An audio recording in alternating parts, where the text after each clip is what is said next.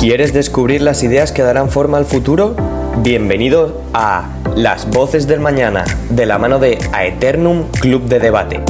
Cada semana reflexionamos, analizamos y debatimos los temas que importan, los de hoy y los del mañana, desde la actualidad y la tecnología hasta ética, educación y sociedad.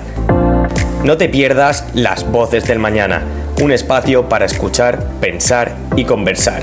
Este miércoles a las 7 de la tarde en Radio Torre Pacheco, porque el futuro nos espera. Se debate.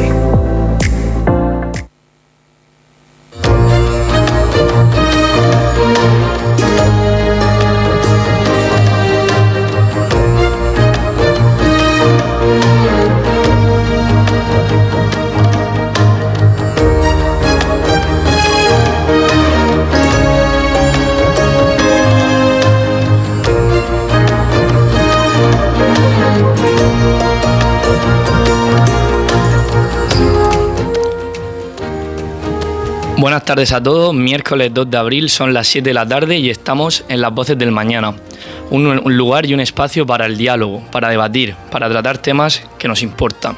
Hoy, precisamente, vamos a contestar a muchas preguntas que seguro ustedes se habrán hecho alguna vez habrán reflexionado, alguna vez se habrán preguntado sobre cuestiones que puede que quizás no hayan encontrado una respuesta directa, quizás la idea de Dios, quizás cuestiones éticas o quizás simplemente por qué hacemos lo que hacemos. Así que si quieren oír esto y mucho más, quédense con nosotros, con Hugo San Martín y David Rubio.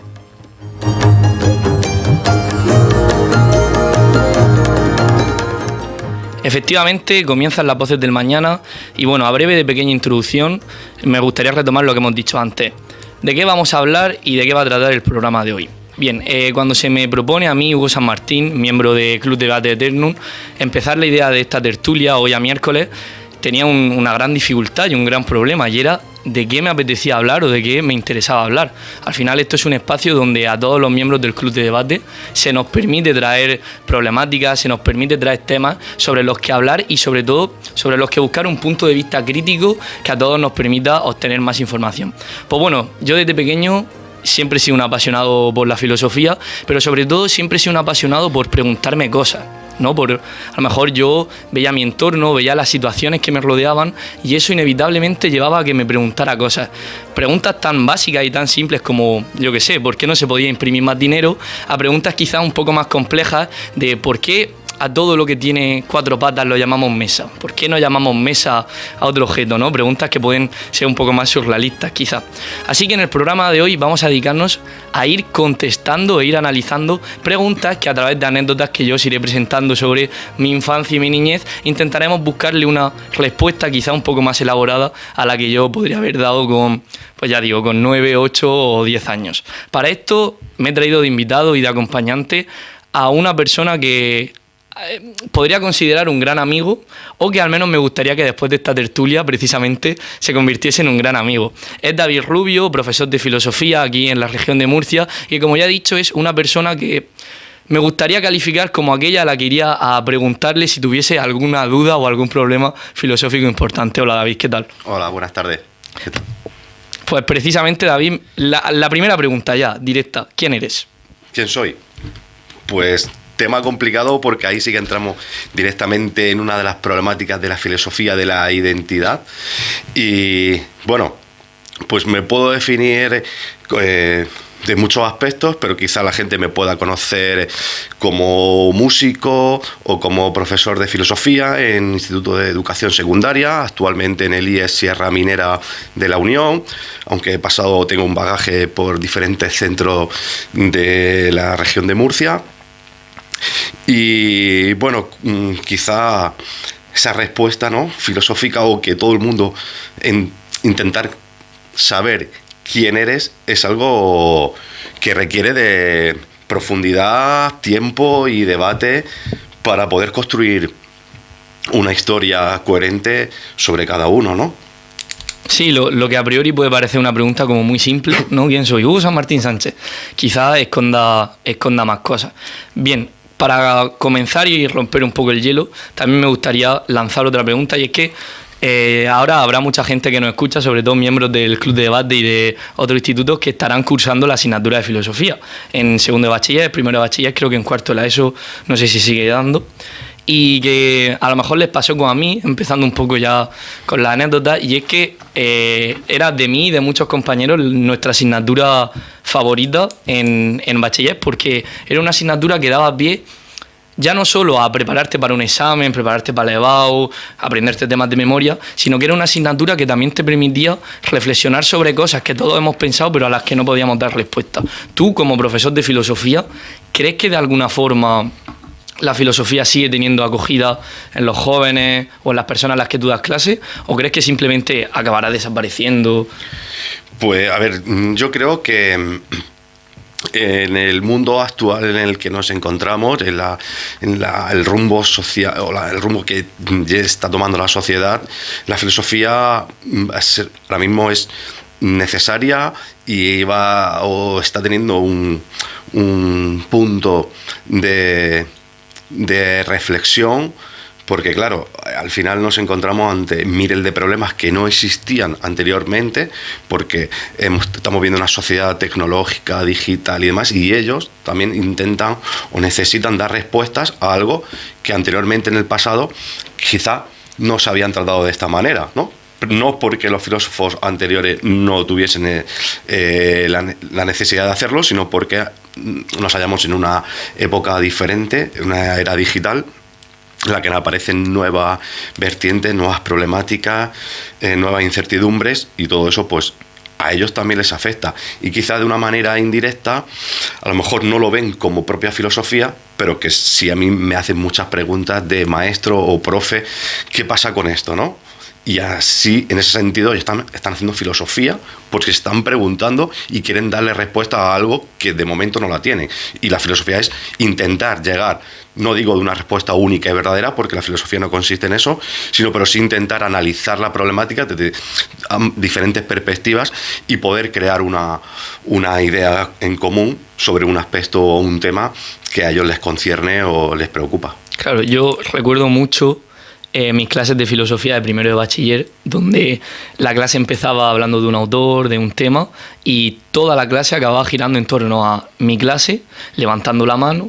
Oye, profesor, ¿por qué? La pregunta más absurda que te puedas imaginar, pero dentro de la absurdez de la pregunta, una pregunta que a priori podrías decir ¿qué sentido tiene?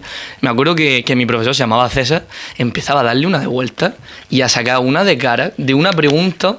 Además es que me acuerdo que nos preguntábamos cosas como muy simples y que vamos a tratar a lo largo del programa, ¿no? ¿Qué hay después de la muerte? Simple. Pero preguntas que todo el mundo le acaba teniendo miedo a la muerte, de cierta manera, y es algo que lleva a preguntarte. Y me acuerdo que en las clases de filosofía giraban en torno a ver quién traía la teoría más loca, porque claro, al final es un tema sobre el que puedes teorizar muchísimo, pero al final la respuesta pues no está clara, ¿no? Ni mucho menos. Y me acuerdo que nos mandaba de deberes, vale chicos, quiero que me investigáis sobre, justo en este caso, sobre qué hay después de la muerte, y que al día siguiente o en la siguiente clase todos vaya a tener puntuación de la nota práctica exponiendo precisamente la investigación que habéis hecho sobre lo que queréis que hay después de la muerte. Yo me acuerdo que hubo compañeros que trajeron ejemplos de películas, decían, no, es como en Gladiator, que después se van a un campo de trigo, no sé qué. No, yo creo que hay un fundido a negro y ya no hay nada más. No, pues yo creo que existe el cielo, que existe tal. Y al final son cosas que tienen una profundidad más allá de lo que puede ser una simple pregunta de clase. De hecho, creo que cualquier pregunta que nos podamos hacer o podamos ver en clases de filosofía están relacionadas y podemos verla en entornos del cine, de la música, la literatura, y todo eso es lo que desde una perspectiva como docente en una clase de filosofía a mí me parece positivo y me parece una forma de tratar la filosofía no tanto como una mera construcción de datos históricos y filosóficos sobre autores, una biografía o una hagiografía del territorio filosófico, sino más bien intentar, ¿no?, en conectar y relacionar esas preguntas que han hecho otro, evidentemente, y quizá tengamos que aprender y conocer, pero a partir de ahí ser nosotros los que podamos ver reflejado y relacionar esas preguntas o esas temáticas o esos contenidos con muchos ámbitos de la vida y con muchos aspectos en el cine, la filosofía. Ahora está muy de moda, se ha puesto de moda la serie esta de adolescencia, ¿no? Pues dentro de esa propia serie hay una gran cantidad de temas y de filosofía que podríamos tratar desde una perspectiva más o una perspectiva ética, una perspectiva quizá antropológica o una perspectiva psicológica. Sí, al final yo creo que inevitablemente en toda la cultura que nos rodea, cine, libros, cualquier tipo de cosa, y más ahora que está muy en auge, ¿no? Un poco como los libros de psicología, autoayuda, que también beben mucho de filosofía antigua, que inevitablemente nuestra sociedad se está viendo inundada, no otra vez ni de nuevo, pero sí que estamos siendo quizá un poco más conscientes de que no todo son simples preguntas y que no todo es lo que parece en un principio, que todo tiene una reflexión más allá. Eso me lleva a preguntarme, ¿no? Precisamente al porqué de este programa. Yo de pequeño tenía muchas preguntas. Y eran preguntas que a lo mejor yo le preguntaba a mi madre, a mi padre, que en ese momento lo último que les apetecía era calentarse la cabeza a ver qué respuesta podían darme y si esa respuesta a mí me iba a parecer suficiente. Entonces el programa va a basarse en lo siguiente. Yo voy a ir lanzando una serie de anécdotas que me llevaron a una serie de preguntas que vamos a ir tratando a lo largo de los 50 minutos que nos quedan de programa. Aparte de que vosotros, en las redes sociales de Eternum, a Eternum_debate, se ha abierto un cajón en una historia de Instagram donde también podéis lanzarnos preguntas que os interesen o que quizás queráis que tratemos a lo largo del podcast. También tenéis el número de la radio de Torre Pacheco, que es 968-578-515, por si queréis tener contacto directo con nosotros a través del teléfono, pero también lo tenéis abierto en Instagram. Pues bien, comenzando, yo me acuerdo de pequeño, yo honestamente no me considero muy religioso, pero siempre ha sido un tema que me ha interesado, porque al final creo que el mundo y la sociedad se ha construido muy en base a las religiones, desde hace muchísimo tiempo. Y yo me preguntaba un montón de cosas, porque mi entorno era religioso. Mi tía Billy es catequista y yo hice la catequesis, y la religión es algo que me ha interesado siempre, aunque no la practique a día de hoy. Y yo me acuerdo que una noche, después de catequesis, yo súper cabreado con mi madre: mamá, que no quiero ir a catequesis, que me quiero quedar jugando a la Play, que no me interesa. Me acuerdo que yo mismo me paré y pensé, vale, ¿por qué? Digo, ¿por qué existe esta religión? ¿Por qué unos practican una religión y otras personas practican otra? Era algo que a mí me desconfiguraba mucho la cabeza. ¿Cómo puedo yo estar en una religión que dice que hay un Dios, luego hay otra religión que dice que hay otro Dios, que manda otra serie de cosas, luego te puedes ir a lugares como la India o sitios que nos parecen quizá más lejanos, que también tienen una concepción de Dios, de la religión, súper distinta a nosotros? Bueno, ya si te vas, yo que sé, a tribus del Amazonas, ¿no? Donde practican cosas totalmente opuestas o que nosotros consideramos imposibles. Claro, yo con los pocos recursos que tenía por aquel entonces, recuerdo que en mi casa no había ni wifi tampoco como para ponerme a buscar, me lo cuestioné y se lo pregunté a mi madre. Y mi madre, la respuesta que me dio fue: 1, haz lo que quieras. 2, no te calientes tanto la cabeza. 3, tú haz lo que te haga feliz y punto. Pero claro, a mí la respuesta se me quedó sin contestar. Entonces yo te preguntaba a ti, ¿por qué?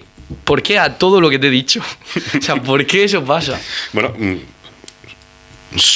sencilla la respuesta, ¿no? No sé. Vale. Bueno, has tratado algo ahí, muchísimos temas dentro de un aspecto general que podamos englobarlo como o un término filosófico, concepto filosófico como teología, metafísica, o el creer en la existencia de si hay algo más allá o no hay algo más allá, o la necesidad de rezar, ¿vale? Y has tocado otro tema sobre las diferentes religiones. Bueno, al final hay mucha gente que dice, ¿por qué hay una religión que cree en un Dios, otra religión que cree en otra? Muchas veces no entendemos, y a lo mejor las diferentes religiones están haciendo referencia al mismo Dios, al mismo concepto de Dios, como ser todopoderoso, universal, bondadoso, omnipotente y demás. De ahí, por ejemplo, tanto el judaísmo como el islam como el cristianismo son tres religiones que hacen referencia a la misma sustancia, al mismo ente, al mismo ser, ¿vale? Y muchas veces tenemos disputas entre nosotros, quizás por no entender bien o saber bien qué significa la historia de las religiones, o en concreto de estas tres religiones, que parten del nacimiento del pacto de la alianza de Abraham con Dios. Se consideran las tres religiones abrahámicas y las tres también religiones monoteístas, en el sentido de solo creer en un ser superior, y a partir de ahí se crea el mundo, el concepto de creación. Y claro, muchas veces el no entender cómo surgen todas esas cuestiones pues nos hace tener enfrentamiento o no empatizar, ¿no? Y creyendo que mi posición, mi cultura o mi perspectiva religiosa es correcta, anulando o rechazando o no sabiendo interpretar lo que piensan el resto de personas creyentes, porque dentro del teísmo, que significa, ¿no?, como concepto de creer que hay algo, pues puede haber o hay miles de especulaciones y de reflexiones. En ese sentido, pues sí, que quizá haya en muchas ocasiones una falta de entendimiento y de comprensión de qué es lo que nos rodea, precisamente. Correcto, y quizá también un poco de falta o de rigor de conocimiento previo, porque al final todas estas cuestiones del judaísmo, cristianismo, islam, parten de un denominador común, y nos tenemos que remontar al origen de la antigua Grecia, en los albores de la sociedad democrática ateniense, donde Platón,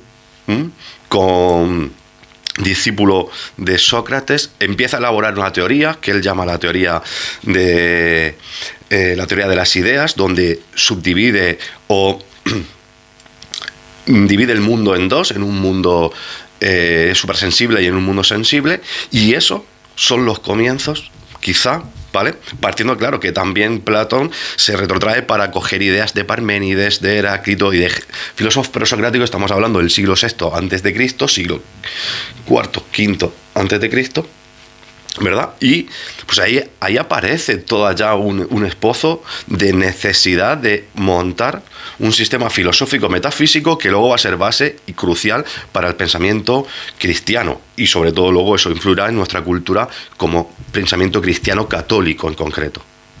Todos los que estéis en primero de bachiller, segundo de bachiller, id tomando nota de lo que vamos diciendo aquí, porque os puede servir de sobra para los apuntes de la EBAU, aunque bueno, este año la han cambiado, ¿no? Han hecho una cosa rara, me parece. Bueno, la EBAU sigue manteniendo parte de como era anteriormente, porque bueno, quizás nos salgamos un poco de la reflexión, pero ya que has metido esa idea ahí, al final la prueba de PAU, que se ha cambiado el denominador, prueba de acceso a la universidad, se retoma un concepto, un término anterior que ya existía. Pues quizá por el hecho de necesidad de amoldarse o respetar el espíritu de ley de la nueva reforma educativa de los LOE, que mantiene un espíritu positivo con la anterior ley, que es la LOE, si no recuerdo mal, aprobada en 2006, pues ese espíritu de ley había que hacer ciertas modificaciones, pero al final las modificaciones han sido para que la prueba siga siendo una prueba memorística, no tanto competencial, porque ellos machacan mucho la nueva pedagogía educativa ahora sobre las competencias, el modelo competencia, la creatividad, que no sea todo de memoria. Pues yo soy un profesor de segundo de bachillerato de filosofía, construimos muchas cuestiones y ellos elaboran muchas disertaciones sobre problemáticas actuales, pero al final la memoria o la prueba de selectividad, la PAU, sigue siendo una prueba memorística, y el que mejor memoria tenga va a sacar mejor nota. No, sí, al final es un poco sota caballo y rey en ese aspecto. Pues yo creo que más o menos mi pregunta se queda contestada en parte. Yo creo que es una pregunta que no se va a contestar nunca, primero porque son muchas preguntas, son muchas inquietudes de muchos conceptos muy amplios. Luego, claro, también es verdad, se queda contestada, pero, por ejemplo, es que esa necesidad que tenemos todo el mundo, ¿no?, de creer en algo, ¿sirve de algo rezar? ¿Sirve de algo? ¿Sirve de algo? No sé, te pregunto. Claro, la gente, yo a mi alrededor, evidentemente, vengo y estoy educado en una cultura católica y todo mi alrededor, mi familia, son católicos y practicantes, van a misa, rezan y demás. ¿Pero sirve algo a rezar? Claro, quizá a lo mejor no nos hacemos esa pregunta. A mí rezar me hace bien, me siento cómodo, estoy feliz, necesito compartir, pero ¿sirve de algo? Pues yo creo que la pregunta realmente que habrá que hacerse y la investigación que habrá que hacerse es, para saber si sirve de algo rezar o no, es si existe Dios. Claro, entonces ahí entramos ya en el más filosófico, profundo, de abordar diferentes perspectivas, la existencia de Dios. Y de esa perspectiva pues hay un montón de autores, de teorías, de perspectivas, si Dios es omnipotente como pensamos desde las religiones monoteístas, si Dios es algo más y es naturaleza, o todo en la naturaleza es un ser viviente, o lo podemos denominar un panteísmo, o no hay nada y simplemente hay un vacío de esa esencia, de ese ser y demás, ¿no? Ya hay un argumento de un filósofo que a mí me gusta mucho, es muy ateo, es Dworkin, en el que plantea que él como ateo no está haciendo nada más ni menos que negar un Dios más que los creyentes, porque al final el creyente es creyente de una única religión. Yo soy católico o soy cristiano, entonces eso es lo que creo, y el resto de dioses, el resto de religiones o el resto de reflexiones que se plantean a partir de esa esencia divina, pues quizás estás negando todo eso menos tu Dios de tu religión, y eso pasa evidentemente con todas las religiones. ¿Qué hace el ateo? Pues si imaginamos en un supuesto de que hay 1000 dioses y yo niego 999 porque creo en el Dios de mi religión, pues yo como ateo lo único que estoy haciendo es negar un Dios más que tú. Quizá tampoco hay tanta diferencia entre un creyente y un ateo desde esa perspectiva. Pero al final yo creo que la conclusión final que podemos sacar de este punto es que no hay una respuesta clara, o sea, no hay una verdad, no, esto va así y punto, y el Dios que existe y no, el Dios que no existe, no hay. No tenemos una evidencia y por tanto cada uno tendrá que conformarse su vida, su pensamiento y su obrar, su hacer en la vida, acorde de lo que crea que debe de hacer, de acorde a lo que crea, cómo debe comportarse para darle también sentido a su vida, ¿no? Y poder llegar quizá a ser una persona. Si eso te hace feliz, yo no soy quien para decirle a nadie que no deba hacer eso, que no deba rezar o que no deba creer en algo. Yo, básicamente, que creo que todo el mundo intentamos o quiere conseguir eso que llamamos felicidad, entre comillas, ¿no?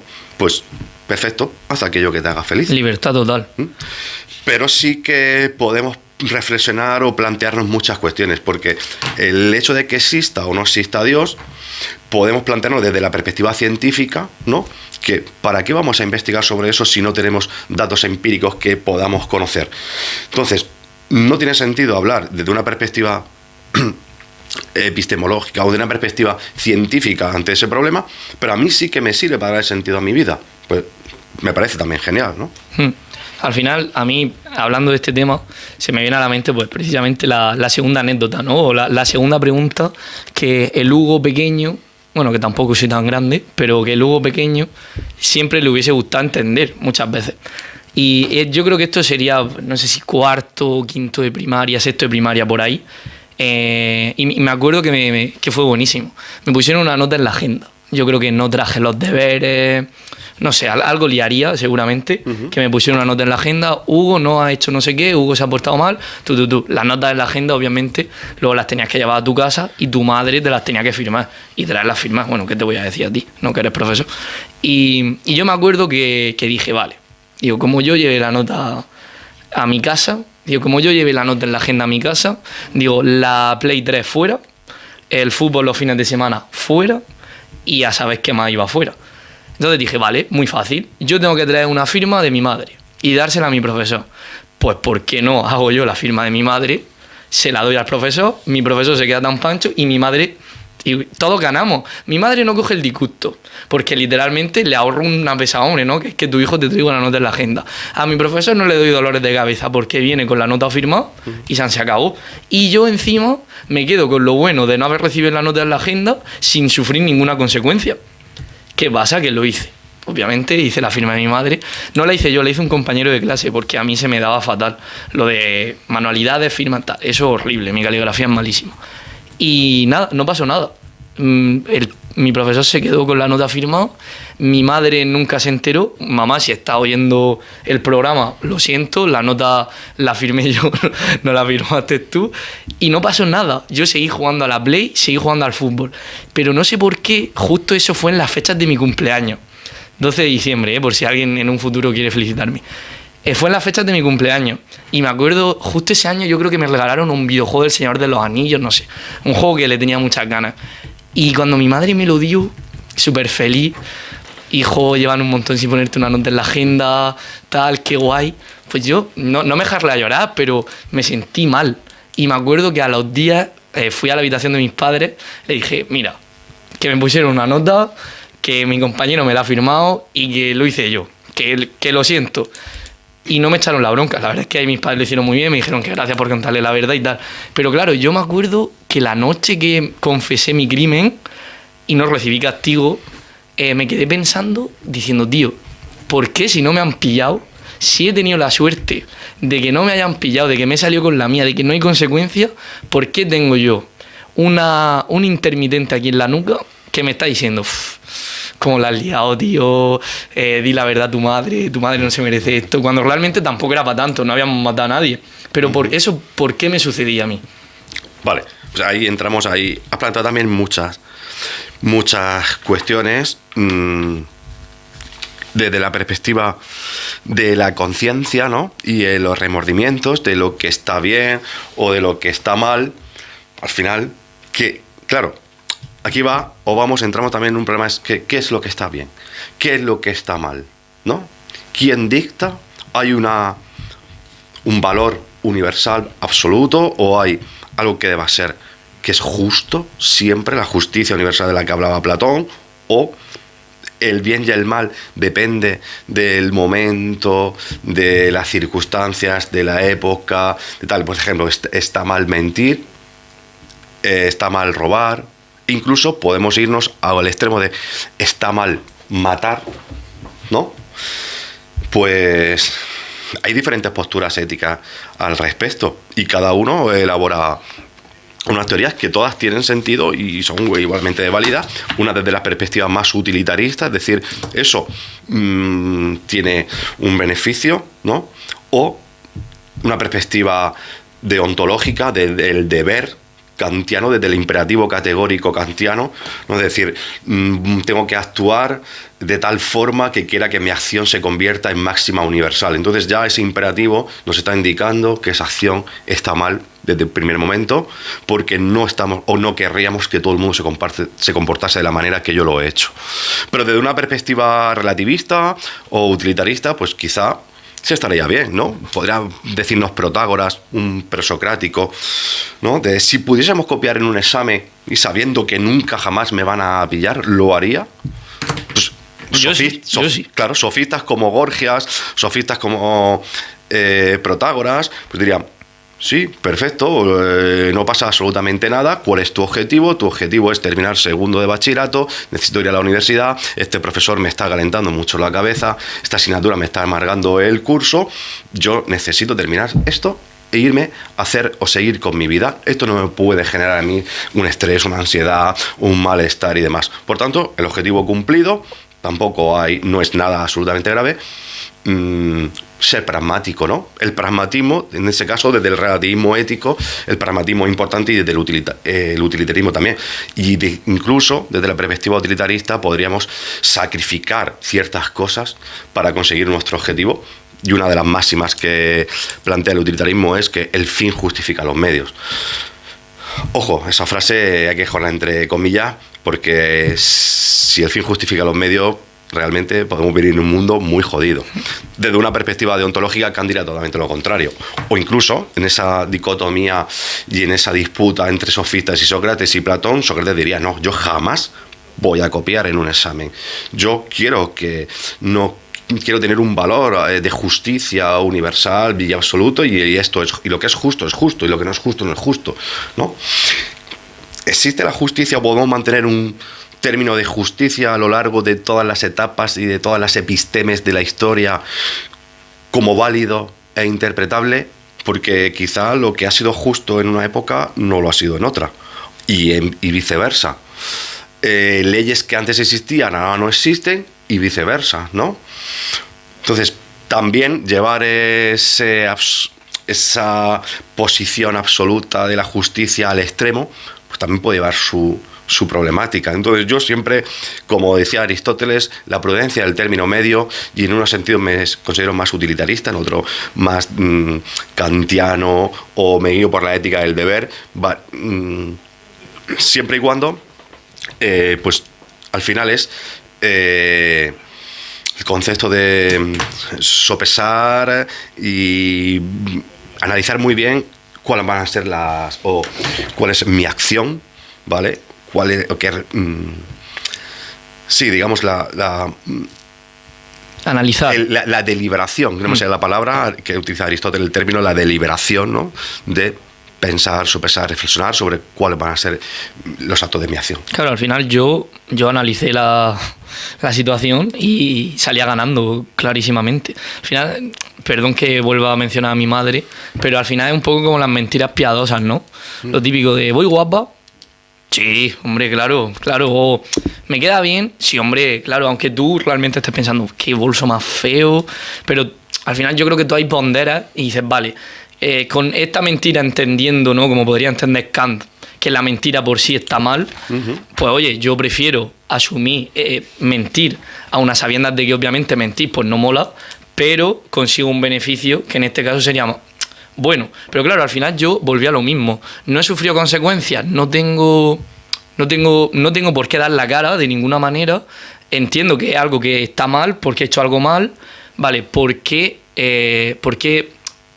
¿cómo decirlo? ¿Por qué digo la verdad? ¿Por qué me delaté? Eso es lo que a mí me molestaba. ¿Por qué me siento mal? Pues a ver, quizá allá hay una reflexión también desde la propia cultura. Nosotros también estamos educados en un sistema y en una cultura donde tenemos muy claro que la religión ha tenido un aspecto importante, ¿no? Y los 10 mandamientos creo que todos lo hemos estudiado, todos lo hemos aprendido, todos los tenemos aquí, de no matarás, no robarás, no cometerás actos impuros y demás. Y al final, pues eso son normas o valores dictados que yo creo que son válidos y son correctos para convivir en sociedad, pero digamos dictados como un dogma por una religión en concreto. Entonces, claro, creo que si nos hubiésemos criado en otra cultura diferente, en el que no tuviésemos esas normas ya aprendidas por el bagaje en el que llevamos, pues quizá nuestra conciencia podría hablar de otro modo. Claro, quizás no sentir la culpabilidad o sentirme culpable por haber hecho eso.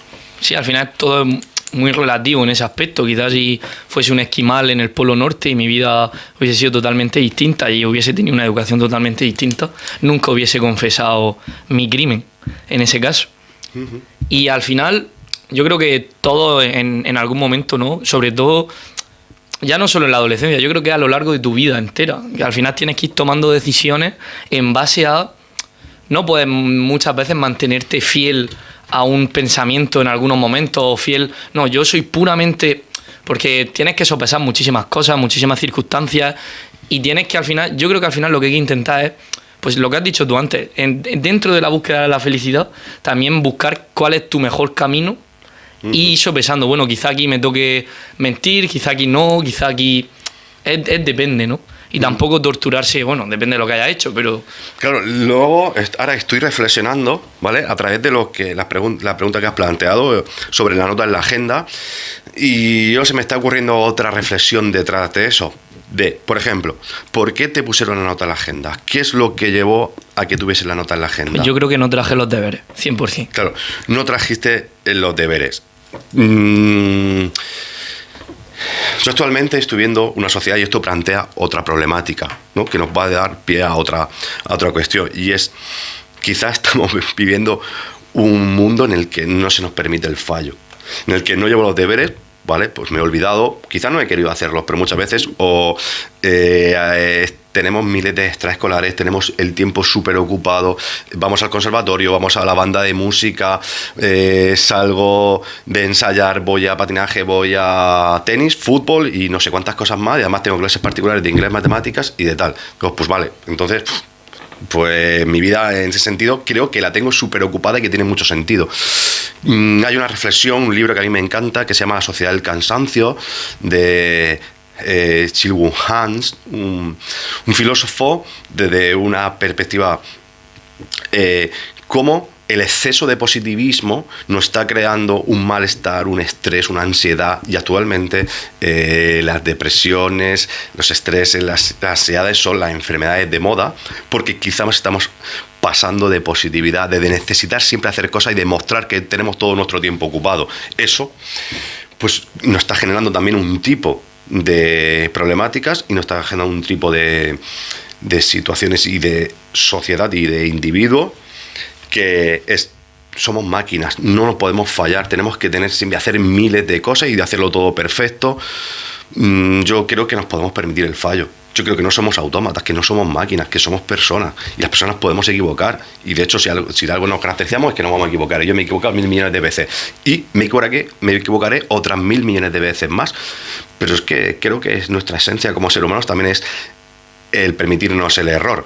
Evidentemente no estoy hablando de equivocarnos y errar concienciadamente, ¿no? Y de saber que voy a fallar a propósito, pero de que sí que puedo fallar, ¿no? Entonces creo que esa reflexión ahí, tú notas la agenda y todo lo que o todos los problemas, la problemática que te genera después, viene porque hay una situación que estamos generando en la sociedad actual de no permitir el fallo, se me ha olvidado de esto, pues oye, no pasa nada si ocurre, si se nos olvida o si cometemos un fallo, y vamos a dejar tiempo también para...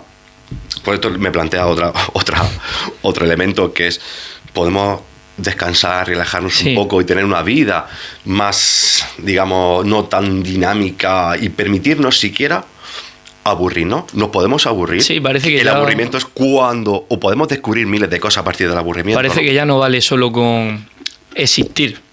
Hay que volver nuestra vida eficiente. Totalmente. Tengo un descanso no, aprovecha y envía el trabajo de tal, porque luego tienes que irte a no sé dónde y ya aprovecha, y eso te queda bien para el LinkedIn porque no sabes la semana que viene. Uh-huh. Sí, parece que ya no se permite vale, estoy aquí, tío, estoy aquí viviendo tranquilo con ya lo que más mañana, feliz. Ya dormiré cuando me muera. Qué frase esa, típica frase hecha, ¿no? Ya dormiré cuando me muera. O sea, y podemos replantearnos el ritmo de sociedad, podemos replantearnos el ritmo de vida. Sí. Parece que, bueno, si me voy de viaje ahora, pues tengo un viaje pendiente estas vacaciones de Semana Santa. Si no subo nada a Instagram y a redes sociales, es ¿qué has hecho? Tú, profesor, vacaciones, no te vas a ningún lado.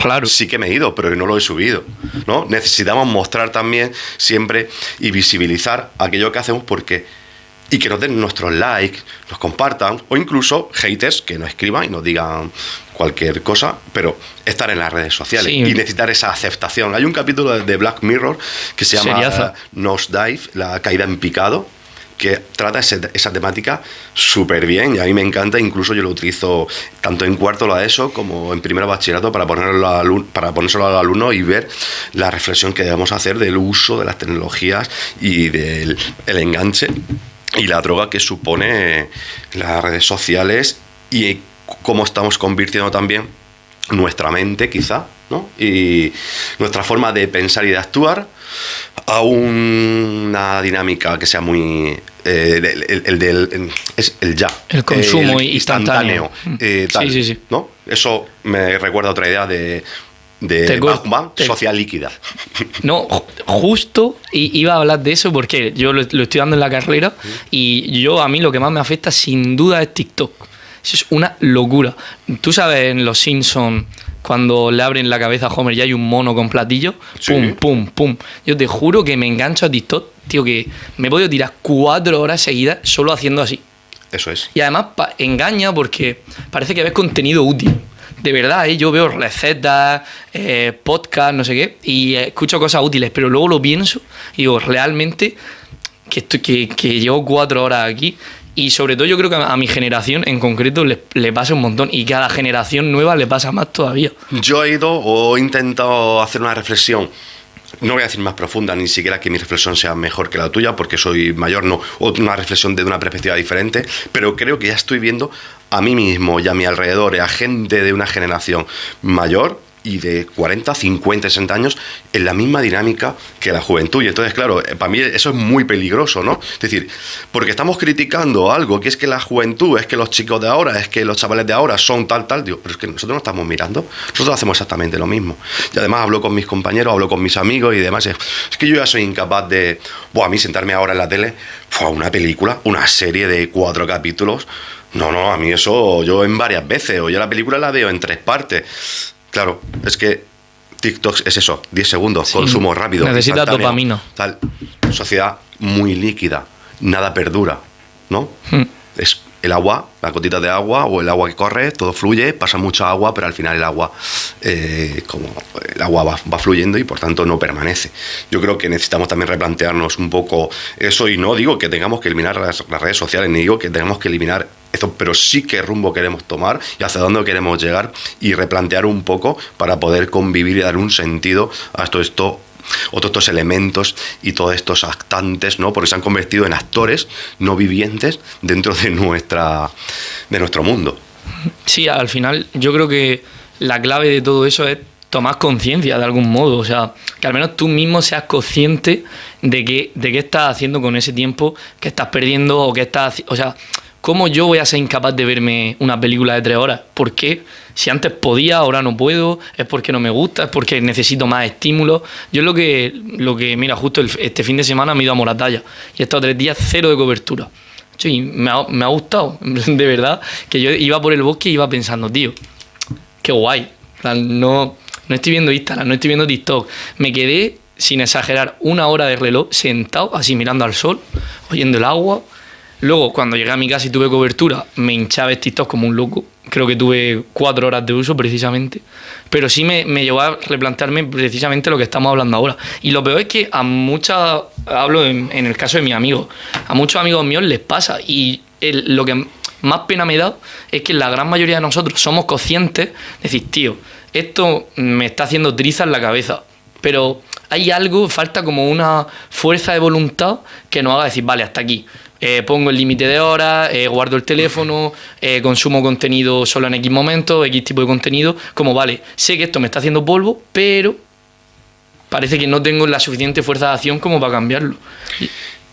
Claro, ahí hay un debate también desde la perspectiva educativa de si tenemos que regular eso, si tienen que entrar los gobiernos y los estados a evaluar, a proponer leyes, a regular el uso de los dispositivos. Creo que ahora mismo cualquier niño tiene acceso, o tiene un smartphone, un aparato electrónico, tiene acceso a cualquier contenido. Simplemente con decir, eres mayor de 18 años, decirle que sí, ya tiene acceso a todo, ¿no? Entonces, ahora mismo creo que también ha salido una noticia en el gobierno para regular eso, pero el paso es más profundo y más filosófico, ¿no? La educación tenemos que regularla también. Desde el aparato educativo somos responsables de eso, cuando también la sociedad, por otro lado, la educación la tendencia educativa va hacia lo digital, donde desaparecen los libros de texto y va todo a través de tablets y demás. Creo que hay también un proceso contradictorio y tenemos que reflexionar sobre esas cuestiones, ¿no? A mí, justo, vamos con la tercera anécdota, que va a raíz de esto, que es precisamente qué pasaría Vamos a pensar en un niño tablet. A mí me gusta llamarlos niños tablet. Yo soy un niño tablet también, ¿eh? Pero ¿qué pasaría si en vez de crear niños tablet, yo me lo planteaba, digo, ¿qué pasaría si naciese un niño y no tuviese lo metiésemos en un cuarto blanco, sin sonido? O sea, que solo pudiese estar él con él mismo. Quizá, hombre, alguien que le diese de comer y agua, pero que no haya interacción humana, que no esté en una sociedad, que no esté rodeado, ¿no? Que no haya un colegio, unos padres, sino que simplemente sea ese niño con, por así decirlo, un poco la madre naturaleza, por llamarlo de alguna manera, y él mismo como individuo. Porque yo pensaba, al final me pasó en filosofía dando Ortega y Gasset, ¿no? Lo típico, yo soy yo en mis circunstancias. Digo, ¿y si no tengo circunstancias? Plan, ¿y si las circunstancias que tengo ahora ya no existiesen y simplemente fuese un ser que estuviese por ahí? ¿Qué pasaría? ¿Sería yo? ¿No sería yo? ¿Cómo evolucionaría? ¿Qué sería? ¿No? La pregunta que te he dicho, ¿quién eres? Sí. Pues ¿quién sería yo si eso pasara?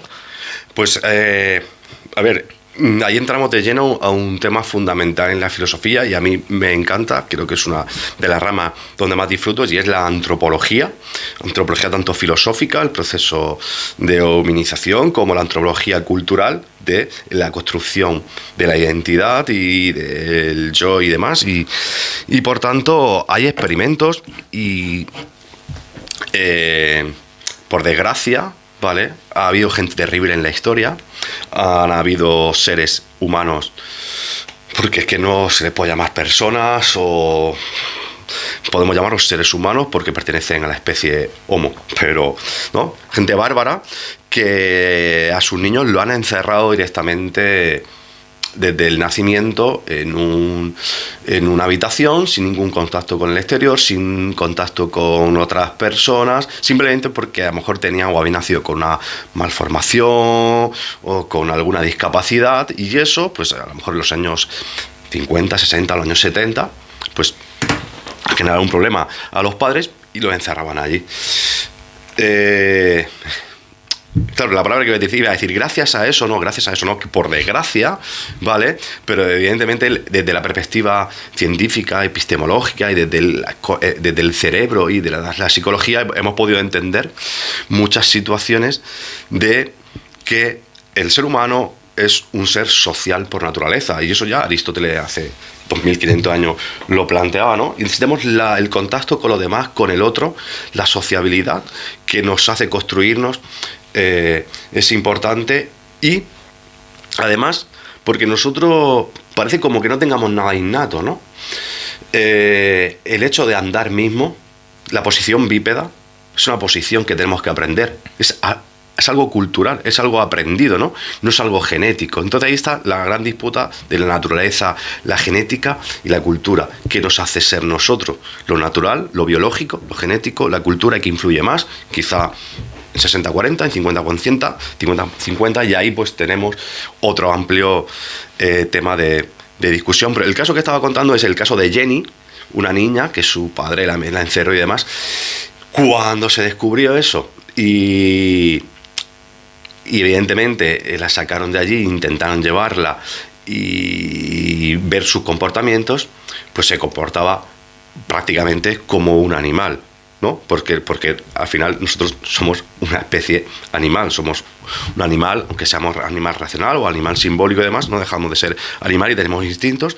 Y además hubo una cuestión muy importante, que era el funcionamiento, la aparición del lenguaje, ¿no? Y se ha demostrado que los primeros años de la infancia son súper importantes para que haya o podamos tener un lenguaje coherente, una gramática, ¿no? De ahí Chomsky planteaba que existen unos universales gramáticos en nuestra cabeza y que todos por eso podemos construir lenguaje, pero si nuestro cerebro son millones y millones de conexiones neuronales, ¿vale? En la infancia, en el nacimiento, empiezan a haber millones y millones de conexiones neuronales, tenemos que muchas se cortan, otras permanecen. Si no ponemos en marcha los mecanismos de esas conexiones, el lenguaje va a ser difícilmente adquirido en una edad posterior. Entonces son clave los primeros años de vida del ser humano para que vayamos formándonos como luego vamos a ser, y vayamos teniendo también ese lenguaje y podamos comunicarnos y relacionarnos con los demás. O sea, básicamente que si yo viviese en el bosque, si yo hubiese nacido en el bosque, sería un animal más del bosque, prácticamente. Efectivamente, de hecho, hay niños que se les llama los niños ferinos, en ese sentido, porque se han criado con lobo. Hay una película, hay un español una película se llama Entre Lobos, y un español que bueno, pues creo que, si no recuerdo mal, su padre lo vendió, era en la Granada de los años 70 o así, o los años 80. Su padre lo vendió a un pastor en medio de la montaña granadina, y el pastor murió y él se quedó atrapado en el bosque, sobreviviendo en solitario, y a partir de ahí tuvo que aprender y la supervivencia, el instinto de supervivencia de... Pues bueno, pues yo tengo que sobrevivir, tengo que comer, tengo que beber y tal.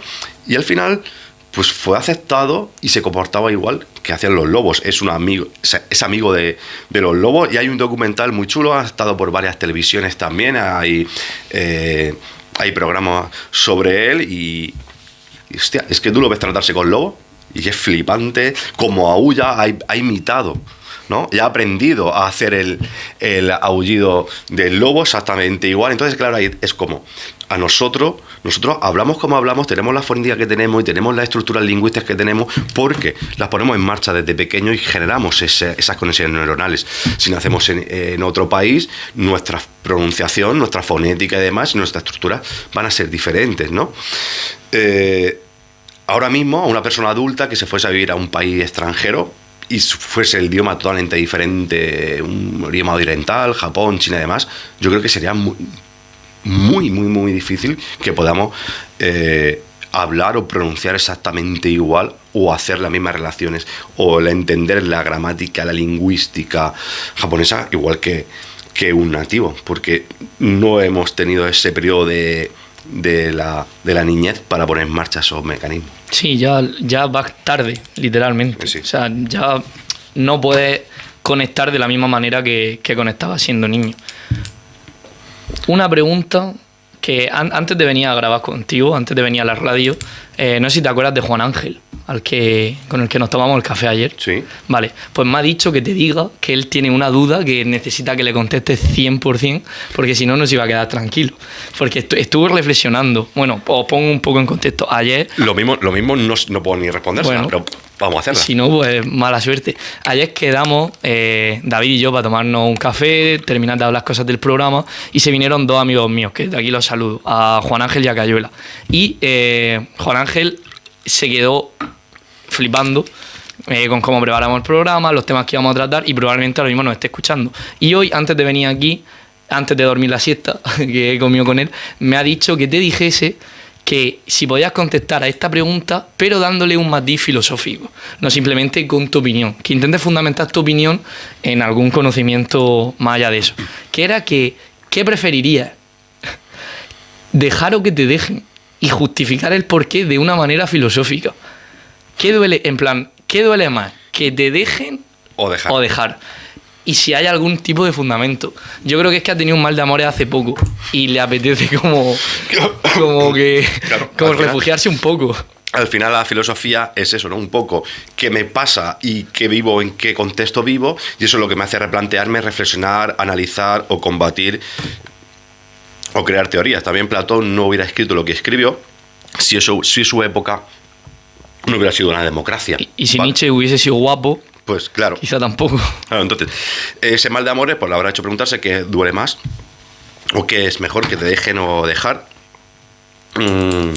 Complicado, Claro, desde una perspectiva filosófica, claro, es que ya iba a dar mi opinión. Pero yo creo que es mejor que te dejen. Desde una perspectiva filosófica creo que el ser humano somos todos un poco... Es como, aunque tú no quieras a esa persona, aunque tú ya estés desenamorada de esa persona, si te deja, te jode, ¿sabes? Y a lo mejor estás deseando que haya una ruptura, que ella dé el paso, o que él dé el paso, ¿no? Que esa persona dé el paso, que tu pareja dé el paso. Y dices, pero vale, cuando lo das tú, es como, bueno, lo he decidido yo, ya llego hasta aquí y tal. Aunque tú ahora mismo... que tengas claro que esto no va a ningún lado, que esto se va a acabar, que tal, que alguien dé el paso y te deje, es como, hostia, es que me ha jodido, si es que lo iba a hacer yo, ¿no? Es que si me ha adelantado. Si me ha adelantado, si iba a ser yo, y te jode que te caes, y es como te entra ahí una impotencia. ¿Por qué nos pasa eso? Pues quizás de una perspectiva que pensamos de que no, es que yo quiero tener el control, yo soy el dominante en este sentido, y no hablo de machismo o feminismo, ¿no? Soy el dominante, soy el que tiene el control, en ese sentido, yo soy el que le había pensado hacer esto, y una especie de egoísmo o narcisismo ahí en el que tú me vas a dejar a mí, ¿no? Sí, ¿no? ¿Tú? Pues fíjate que yo, y esto es opinión, no lo fundamento tampoco mucho, fíjate que yo creo que prefiero que me dejen. Porque creo que cuando te dejan, efectivamente lo pasas mal, ay, me han dejado tal, te da rabia, te da en el ego, te da ahí justo donde duele. Pero creo que una vez te dejan, ya no te come nunca el gusanillo de me he equivocado. Porque yo creo que luego a la larga, cuando tú dejas a alguien, a lo mejor los primeros meses lo tienes muy claro, pero siempre te puede acabar reconcomiendo la duda de ¿y si no tomé la mejor decisión? ¿Y si tendría que haber seguido? Porque al final eres tú el que has guillotinado de alguna manera la relación. Al final, si eres tú el que dejan, eres el pasivo. Bueno, pero también es verdad, como hemos hablado a lo largo de todo el programa, si nos permitimos que nos dejen ser humanos, nos permiten equivocarnos y he cometido un error, lo puedo solucionar, ¿no? La segunda parte... He sido yo el que ha cometido el error, quizás no lo había hecho, deberíamos seguir juntos, pues vamos a intentarlo otra vez porque he cometido el error. Déjame equivocarme y no pasa nada. Si me equivoco, podemos intentarlo. Yo eso ya te lo cojo con pinzas, ¿eh? ¿Sí? Yo creo que ahí la equivocación... que las segundas partes... depende de la película, ¿eh? El Rec Dog es buena, pero... A ver, depende muchas veces de cómo entendamos, porque creo que también en el tema de las relaciones, pues tendemos a, una vez que hay una ruptura, a hacer una separación brutal, incluso a hablar más de la otra persona. Lo que antes me parecía todo idílico, ahora es que no la aguanto, es que no la soporto, es que pues mira cómo come chicle, o mira cómo se está fumando el cigarro. O sea, y antes fuera algo natural y normal, ¿no? Entonces, si nosotros naturalizamos un poco las rupturas y las relaciones, porque las relaciones entre humanos pues nos van igual que, no digo que las amistades, no romper amistades, pero sí que hay gente que entra en tu vida, gente que va, porque tenemos caminos diferentes, porque nos separamos por cualquier circunstancia. Entonces, si intentamos normalizar eso que pasa en las amistades, igual que en las relaciones amorosas, decir, pues bueno, hemos llegado hasta aquí, se ha acabado, etc., etc., pues podemos mantener, seguir el contacto, y no significa que mañana o dentro de 2 semanas te pueda escribir y diga, hola, ¿cómo estás? ¿Qué tal? ¿Quieres un café? No, eso no pasa. Entonces ahí es por eso que quizá luego las segundas partes sean difíciles, porque hemos echado mucha mierda en esa ruptura, en ese proceso o en ese momento de ruptura, todo ese periodo de transición. Ahí quizá ambas partes o una de las partes tal ha echado mierda encima, y eso quizá es lo que va a dificultar luego que se retome la relación. Sí, igual si fuéramos un poco menos egocéntricos y aceptáramos más cómo son las cosas, y a nosotros mismos y a la pareja, los procesos se darían de una manera mucho más sencilla. Al final es algo que va intrínseco un poco en cómo estamos. Yo espero que a Juan Ángel se le haya quedado contestar la pregunta. No sé si lo han dejado, si ha dejado él. En ambos casos yo creo que los dos, cada uno hemos defendido un poco una postura. Básicamente nos quedan 2 minutos de programa, si no me equivoco, o sea que vamos a ir concluyendo. A mí simplemente me gustaría primero agradecértelo a ti, David, porque la verdad es que te he metido en una encerrona muy gorda.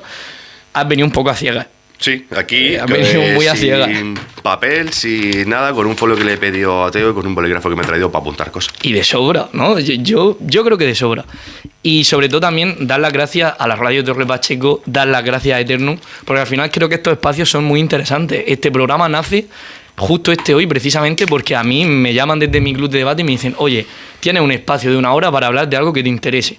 ¿Y qué me interesa a mí? La filosofía. ¿Con quién la hablo? Pues con quien me apetece, en este caso, pues con David. Y creo que al final son cosas que hay que ir tratando y que la gente tiene que ir interiorizando y tiene que ir precisamente, si estamos en el club de debate, el club del pensamiento crítico, el club de la reflexión, tenemos que dedicar espacio a reflexionar. Es que si no, no hacemos nada. Entonces, David, muchísimas gracias. No sé si tienes tú algo que decir. No, gracias a ti y gracias al Club Aeternum por toda la trayectoria y el trabajo que estáis haciendo y de debate importante y a nivel cultural y de pensamiento que es necesario en una sociedad como la que tenemos. Y pues bueno, agradecido y encantado, y me lo he pasado súper bien y genial. Pues nada, hasta la próxima entonces, ¿no? Sí. Muchísimas gracias. Chao.